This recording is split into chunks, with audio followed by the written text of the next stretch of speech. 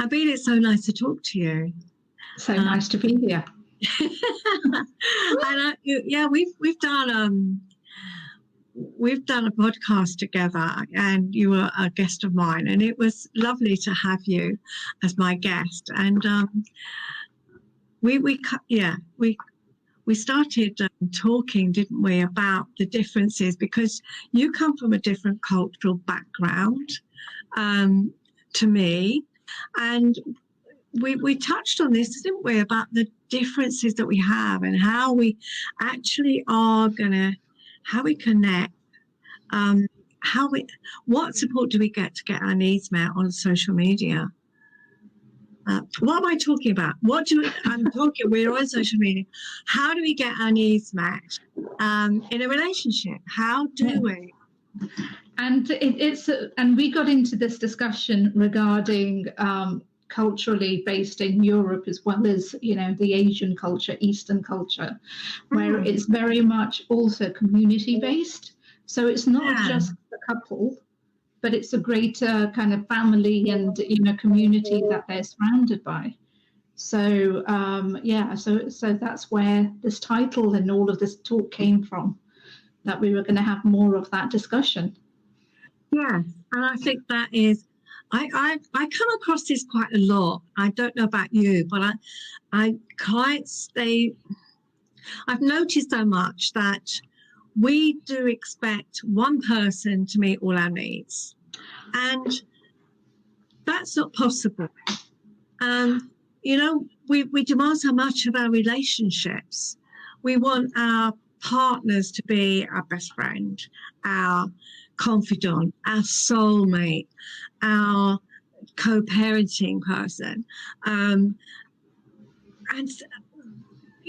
where to take our troubles to, or there's so many things that we want from that one person. And is that realistic? It is and it isn't, because everything that you've said, I think yes, because you do want your partner to be your confidant, your best friend, your, somebody you can confide in. But you don't want your partner to have absolutely every interest and everything that you have that should be duplicated in them, because that's where the wider community or friends come in, because not every interest that you have, or vice versa, that they have, you're going to want. And I get into so many, discussions or talks with clients and just friends and stuff, where they've taken on a persona just to fit in, to get that person.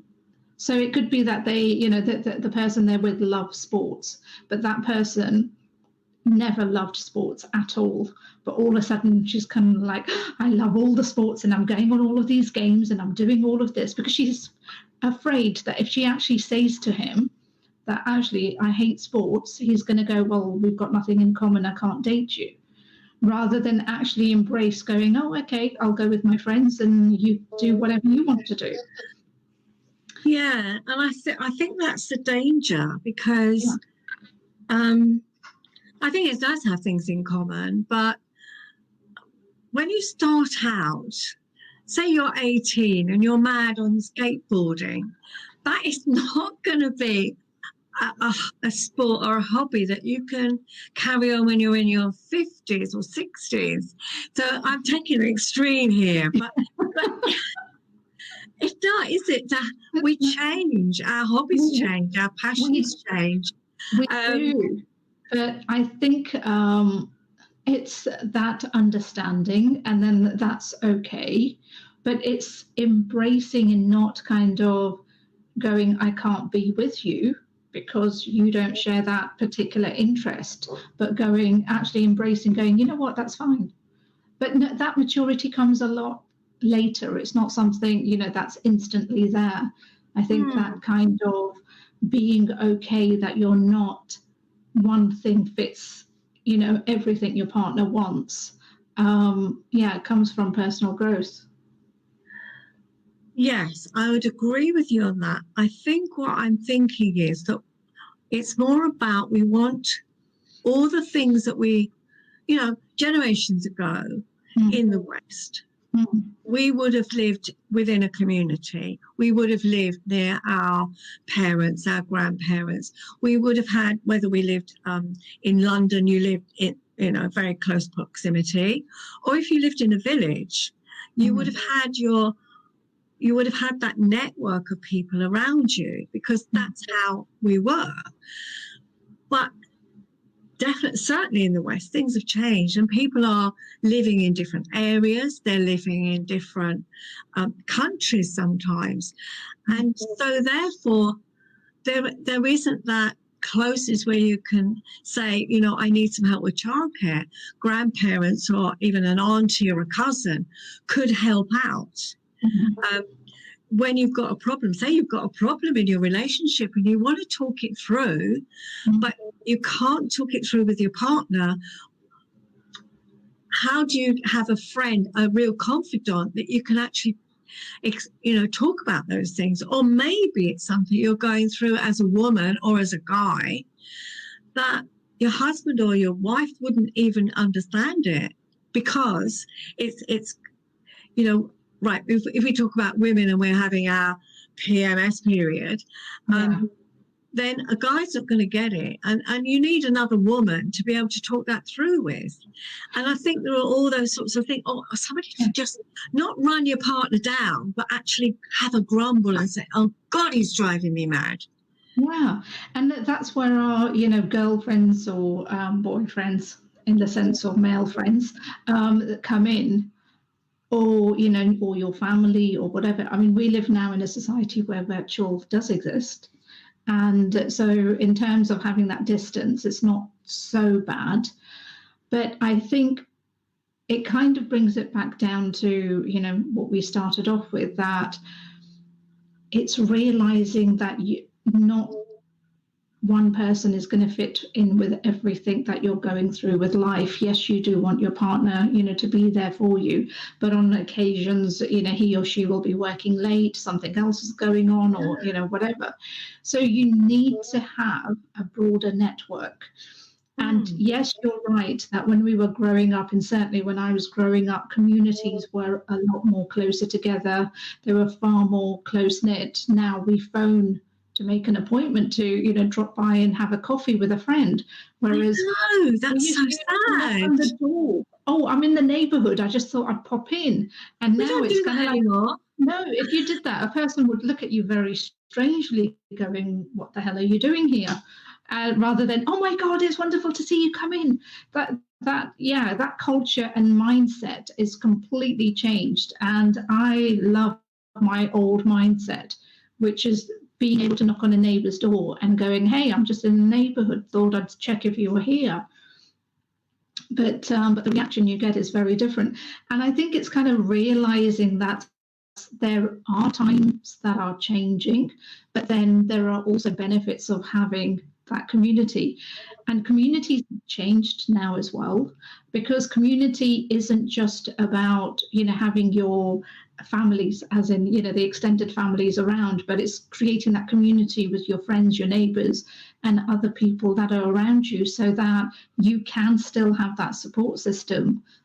That you need a babysitter, then maybe you can call on a friend or a neighbour or, someone else. So yes, things have changed, but then so have the way our minds sets around these things. Absolutely. You're so right. You don't just, I loved it the other day when you just sent me a message and said, you fancy up for a coffee. Now, we don't live in the same area, but it was just, let's do it. Give me 10 minutes. And you went, oh, well, I was thinking about, next week or so, but I'm free now. And it was, why don't we do this? Yeah, well, I was so happy that you said that, because I was completely open to having a coffee right there and then, but a lot of people would kind of go, oh, yeah, let me check my calendar. So I kind of worked with what I expected, people's reactions to be. But actually yourself and somebody else said, yeah, I can do now if you're free. And I was like, oh, yeah, okay. And that was fantastic. But I think one thing this pandemic has definitely maybe helped to hopefully move is the barriers of virtual. That, we're not, I did this to another friend of mine, actually. And I said to her, oh, let's have a coffee. And she joked and wrote back going, yeah, but you don't live in the same household. And I went, no, I meant a virtual one. And she went, oh, virtual? Oh my God, I'd never thought of virtual. And then, so it was the same kind of thing, that people forget that we can use this virtual world now. And people are getting more comfortable with it because of the pandemic. And we're so spoiled for choices, aren't we? I mean, there's FaceTime, there's WhatsApp, there's Zoom, there's, we can pick up the old-fashioned telephone even. Yeah, exactly. And I think people, there is that whole thing of, well, is it about, I don't want to intrude on you? I know that comes up for me sometimes. Well, I maybe I won't ask because perhaps they're busy. Yeah. There's something about that. Why do we do that? Because we do need that community, don't we? Whether we're in a relationship or not. Exactly. And I think it's a mixture of where we're evolving, because it's been some time as I think we started getting the mobile phones, as we mindset wise, certainly in the West, started traveling more, moving away a lot, getting busier with our lives and things like that, that distance and formality started to develop without people consciously realizing that was what was going on. And so there hasn't been a change, but the Eastern world, is still very different. So they're still, very much needing to know their neighbors, needing to know, even for gossip purposes, what's going on next door, who's visiting, and, all of that kind of thing. And it's a nicer feel to have. One thing the pandemic definitely did was enhance my community, because all of a sudden I'm actually getting to know my neighbours, because everyone's home. And with regards to relationships, whether they're a relationship with your partner or whether you're singles living by yourself, it's good to have that community. But at the same time, one of the good because there's always positives and there's always negatives. Yeah. So one of the negatives of, certainly in the Eastern world, it happens a lot, is that community, and I'm talking about extended family as opposed to friends and other people, feel they have a say in your relationship, feel they have a say in your life and what you should be doing and how you should be doing it. And that has a different set of boundaries and different set of, things that come into it with regards to how that impacts a relationship. Yeah, I can see where that could be quite a negative if they feel that, is there a sense of ownership or something? Well, we're part of the family, therefore I have to have a say in it, or... It's not. From the Eastern culture, it's very much that's the way it has always been in, because we were brought up in a culture of joint families. Yes, it's changing. So it's not like that, dependent on families, but it's not a generalization that all Eastern cultures are, we live as a joint family. Everything is changing and evolving in our world as well. But where that does happen, that culture comes from eons of households living together.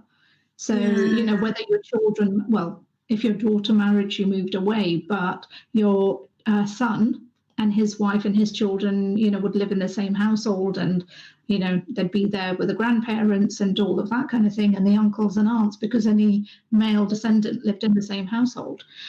So it comes from that. So it's not in a way where, well, it can be malicious, but in a majority of cases, it was there as a support system, as your, guidance, as your, you could talk to your elders who have more experience than you do and seek advice and, that kind of thing. But then there's the malicious part where people will interfere, will, cause problems because they feel they know better and things like that. So, so there's a lot of good in that. Yes.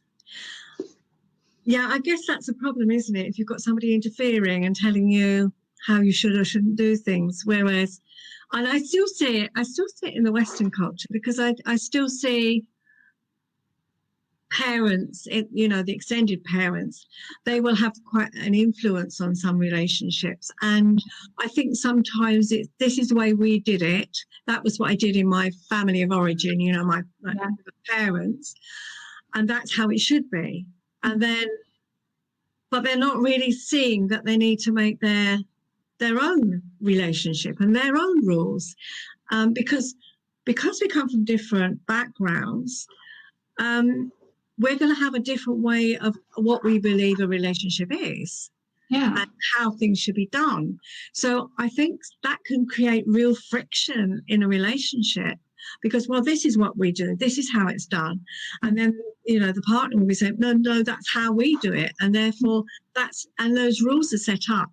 It might be that when you were single, you always had Sunday lunch with your parents.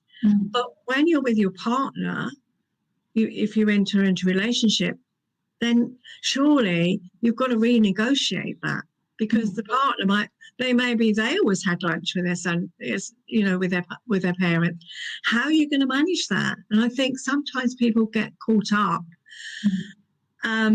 with those rules and things that were set out. But hang on a minute, it's we've got to think about our current relationship and how that is affected. And it's so true. But again, you're a coach, I'm a coach, so we kind of put in the coaching terminology. It comes back down to when you're forming any new relationship, it's having those compromises and discussions, what we call boundaries. And it's working with your parents, your extended families and stuff, and actually saying what can work now and what can't, and having compromises. At the beginning, no doubt, there'll always be somebody who's going to be disappointed, because it's change and nobody likes change, especially if it's instant. They would expect, the whole world adjusts to what makes them comfortable. But it's that realization that the whole world can't and won't do that. And so it's not just the couple that are compromising and changing, it's the people around them that are also having that ripple effect. So, but that's any difficult relationship, that's what it comes down to. You have to have those boundaries, and that's just in people relationships. It's not about culture, because we have the same thing in our culture as well. There'll be certain things that are expected that, because some families are closer than others, because due to distance or not. Some families, again, nothing to do with culture, get together a lot more often than others do. So that expectation is there for us as well. We're very close in our families, but at the same time, we don't have the 24/7 rule that we have to be, seeing one another all the time, every time. So, but I am aware of families who get together every weekend and have lunch together.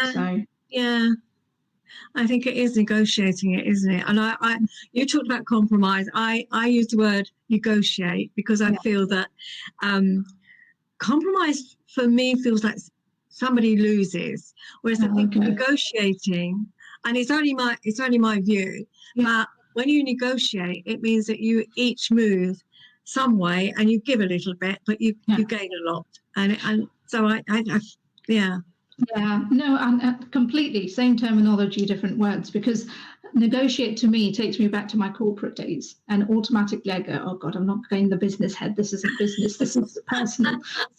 So softer word compromise, that works for me. Yeah. But the outcome is the same. Yeah, it is. It's not about you're going to get all your own way and I'm not going to get any. It is about how can we meet each of our needs, really. Yes. What is it we each need to do that can kind of bend a little bit? Because if you're both that rigid and you're saying, I'm not going to shift, then nothing will happen. So it means that little bit of bending towards each other, so that you both feel, you feel you're in a partnership and you're not in a dictatorship. Exactly. And that's what a relationship is about. It is about learning to do that. Otherwise, you're never going to move forward.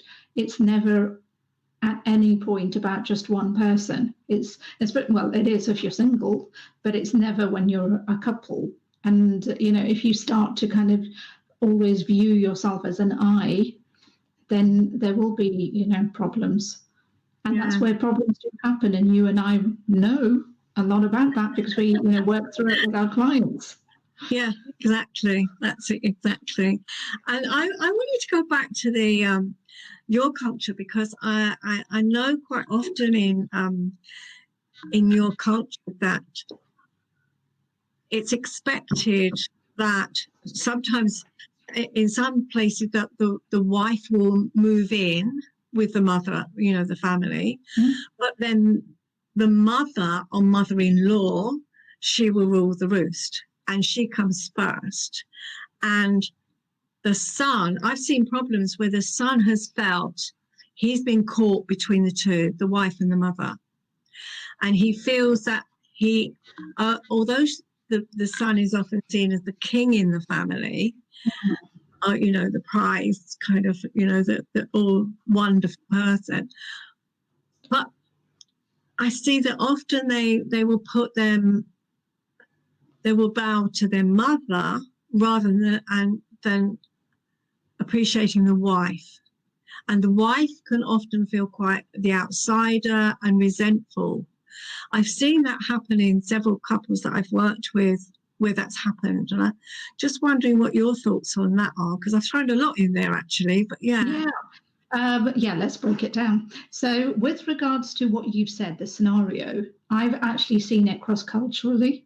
Yes, it's predominant within the Eastern culture because we're known to be more not family orientated, but more joint family, that's how things are with our culture. And it's just more known globally that that's what happens in the Asian culture. But actually, I've seen this across the board, even in some of the Mediterranean cultures and stuff, that happens. In terms of men being on the pedestal, as opposed to women, I think, again, that's across every culture and not color orientated, because men are put more on a pedestal than women, because automatically there's that subconscious that a man is going to carry on the family name and will have a next generation carrying the same surname, whereas a woman automatically marries somebody else and takes on their surname. That is changing. But that was what was before. So yes, on a subconscious level, I see it in my family, my mum, because she's in her early 80s now.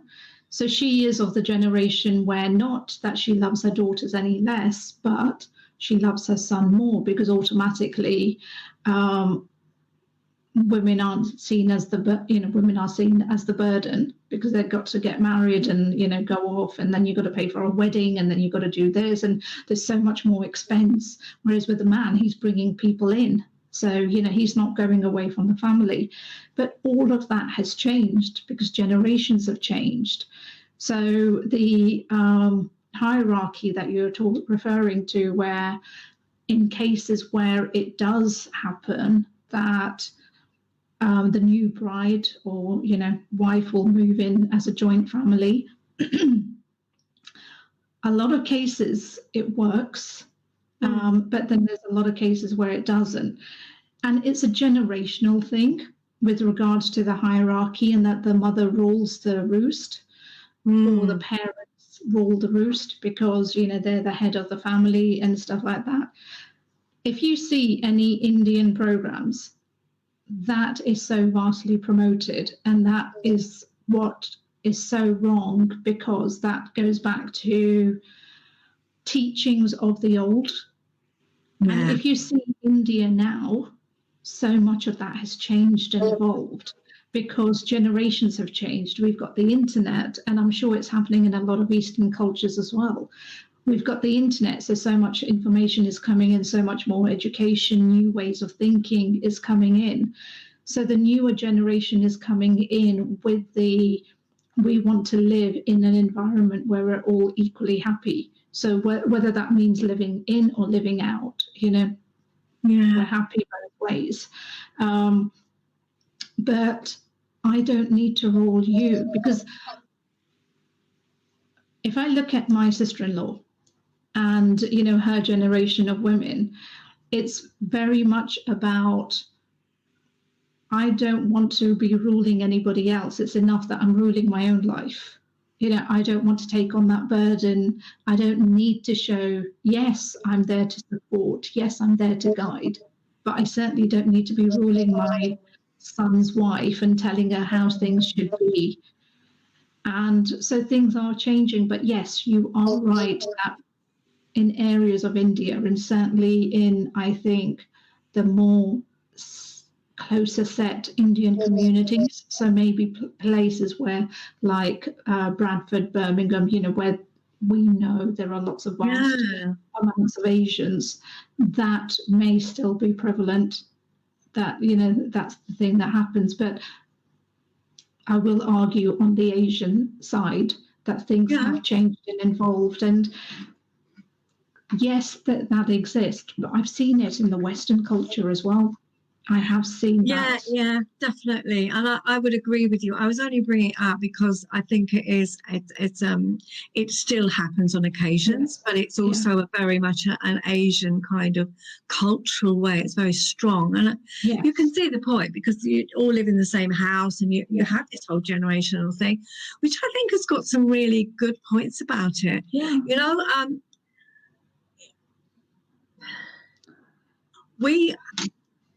When that kind of culture and that mindset, wherever we are, there is something that has changed as well. Whereas we used to have this situation, it still exists, but I think it's changing, where children looked up to their parents and teachers. They looked up to their grandparents, and they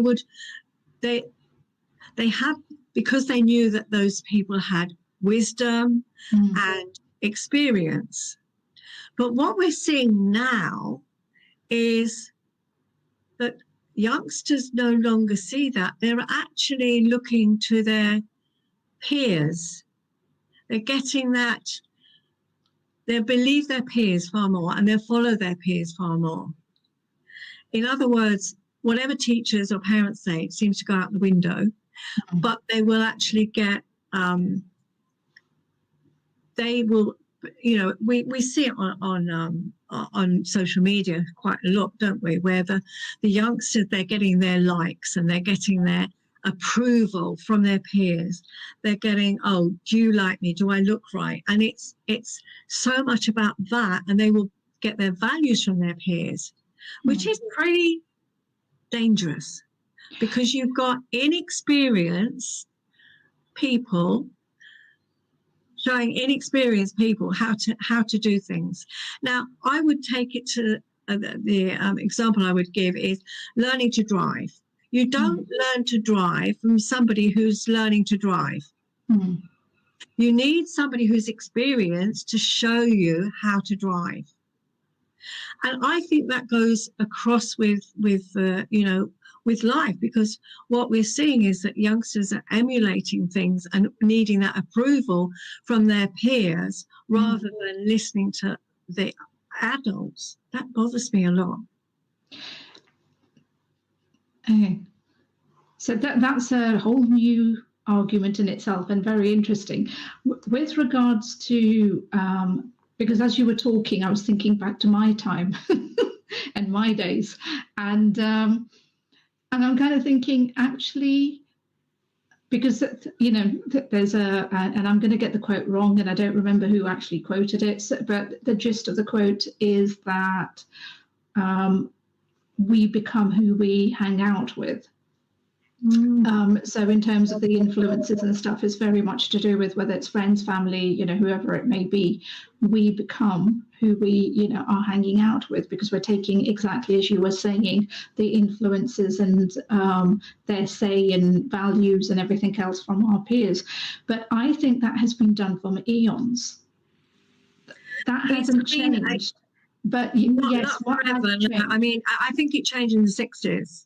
That's when I believe it changed. Yeah, what has changed is very much the respect we give elders, and where we put them in terms of experience and respect.